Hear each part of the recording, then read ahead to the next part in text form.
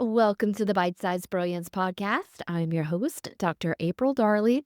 And on last week's episode number 89, we talked about internal and external stressors and how to break through a thought emotion loop.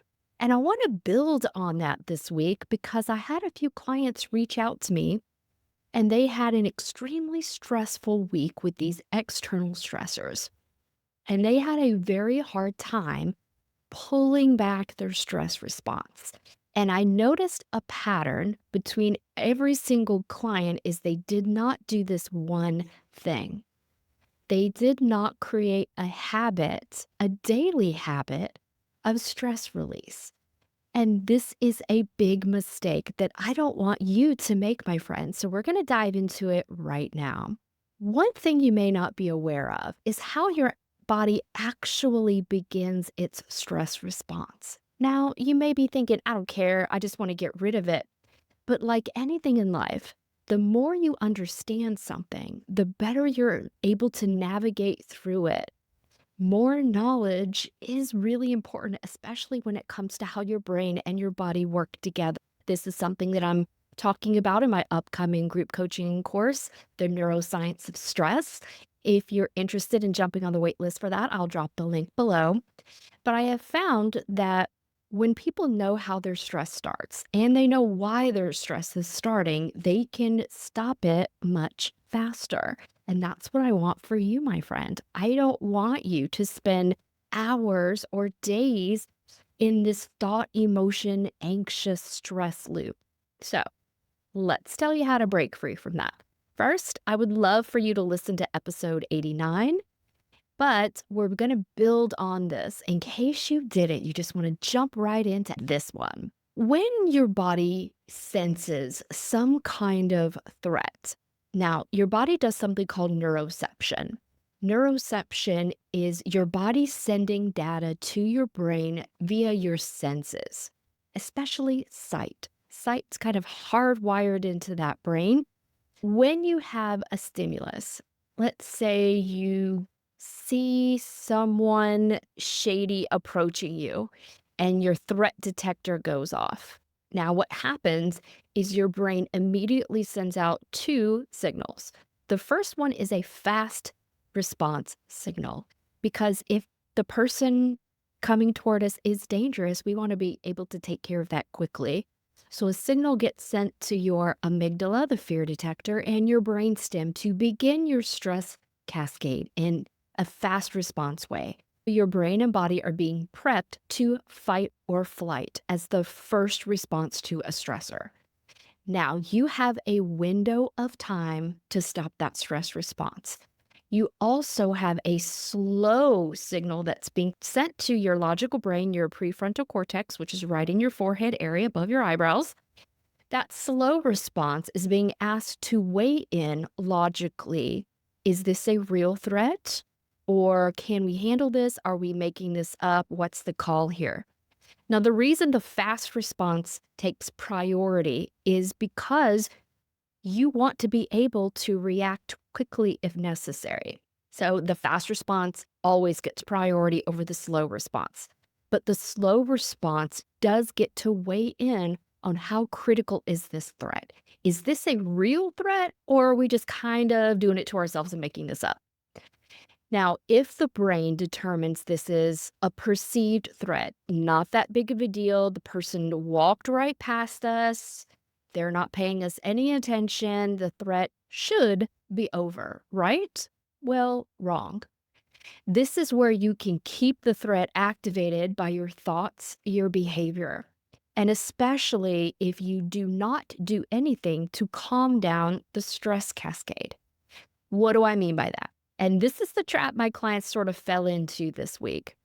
If you keep your fight-flight cascade going longer than about 2 to 5 minutes, and we keep this going longer by our thoughts and emotions, that loop I talk about in episode 89, it's really important to bust out of that loop. And this is called your window of tolerance, which is how quickly can you return to baseline or a neutral state where your thoughts or emotions aren't whipping your brain and body into a fear-based frenzy. There are tools that you can do that. There are mind-based tools and there are body-based tools that you can use. The big mistake that people make is they only pull out those tools in the case of an emergency. And while that may seem helpful, I'm going to give you another tactic to try that's actually better. We spend about 40 to 65% of our day in automatic, subconscious, habit-based behavior. So I want you to ponder this. Your reaction to stress may actually be a collection of habits. Habits can be changed. There is something called muscle memory. You may be familiar with that phrase, but if you have been in athletics at all, muscle memory is used quite often, and you're familiar with it from holding a pencil, right? You no longer have to consciously tell your hand how to hold a pencil. You just see a pencil lying there, you pick it up, you know immediately how to hold it.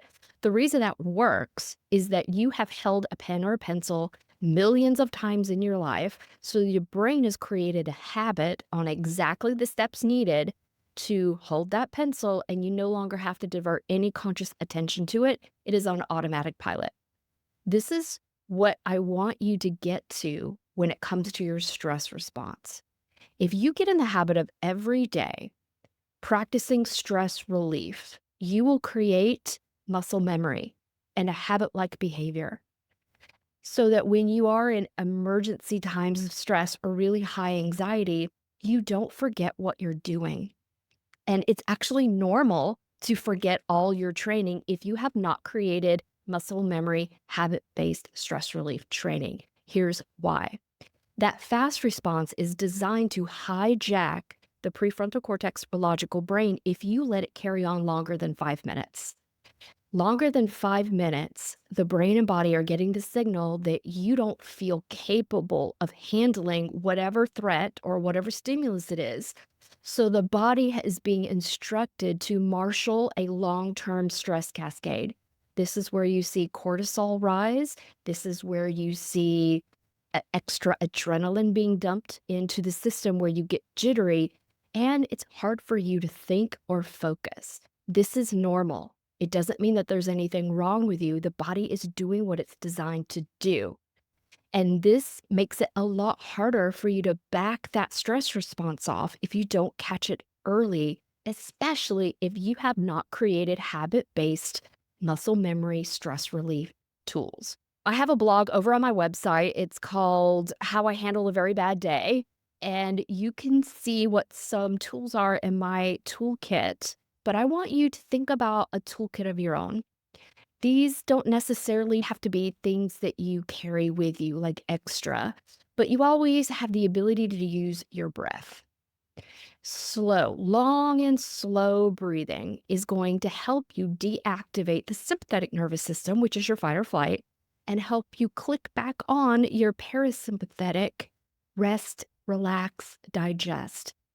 And if you're familiar with polyvagal theory or the vagus nerve, that is a long nerve that touches a lot of organs in our body that helps us activate that relaxation response. So I encourage you to think about or investigate some somatic body responses to re-engage the parasympathetic piece of your vagus nerve. So here are a couple. Long, slow breaths will do it. Massaging your neck is another because the vagus nerves run through there. Tapping the body in various places helps remind the body that, hey, you're still alive, especially if you have let your stress response go on for so long that you leave fight or flight mode and you sink into freeze mode, because we want to keep you away from there. Because when you get in freeze mode, the body's starting to lose hope in your ability to handle stress at all. And I don't want you to get to that lower place where a sense of depression or apathy kicks in. We want to keep you up into the relaxation place. So we want to pat yourself front and back. That helps remind your body, if you are in a freeze state, that you are still alive. Slow, gentle movement if you are in a freeze state. But one of my clients this week told me that the only thing that helped her was pacing. And so I asked her, do you know why that helped you? And she said, no. So I'm going to tell you why. Your brain is instructing your body to fight or flee. But your logical brain has also weighed in that this is not a real life-threatening threat. This is not something that's going to kill you. This is what the logical brain would consider something minor that you are able to handle.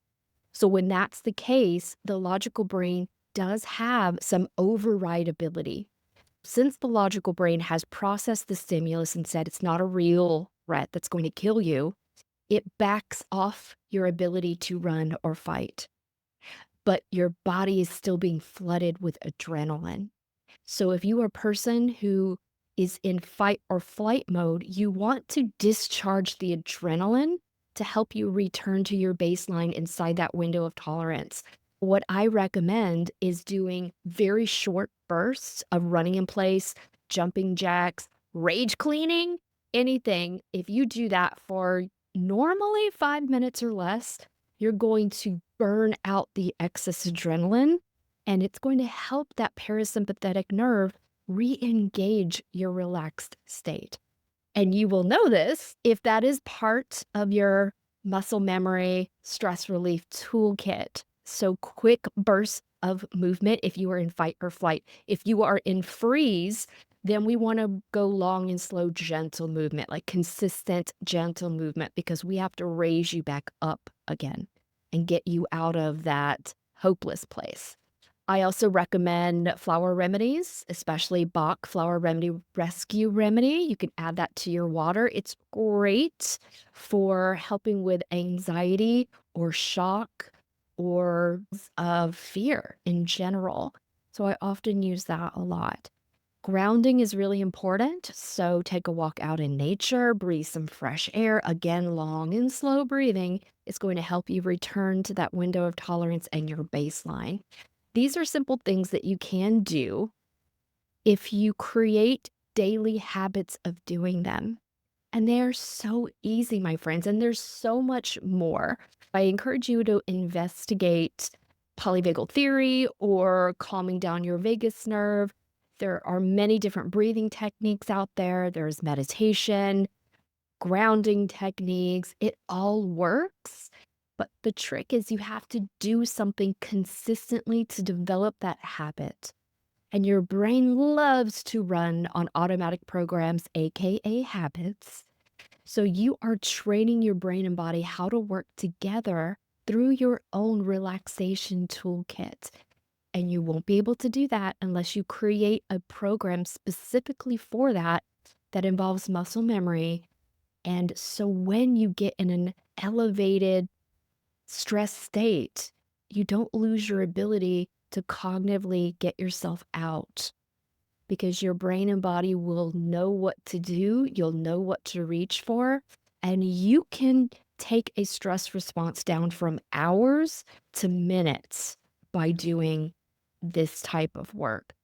Now, also in my one-to-one clients, I teach them a very specific technique to do as part of my Bespoke Brain System that involves top-down and bottom-up processing. So there's a mind-based component and a somatic body-based component that if you do this component, you can back that stress response off in less than 30 seconds. But you know what? My clients forgot to do that too, because they weren't used to doing it every day. And that's the key. So many things out there work as long as you work it. You have to do your part with consistency to create the habits that help you instead of perpetuating the ones that harm you. All right, my friends, if this episode was something that you really enjoy, please give it a like, give it a share. I love reviews. You can also book a one-to-one consultation with me at aprildarley.com to find out how the Bespoke Brain System might alter your perception and help your brain and body work together in a way that gives you a stress-free life. Also, I'm going to drop that link in the show notes for my group coaching program, The Neuroscience of Stress. Get on the wait list because there's going to be a lot of founders' perks that you're going to be able to access prior to launching. So I'll see you next week, my friends. Thank you. Bye-bye.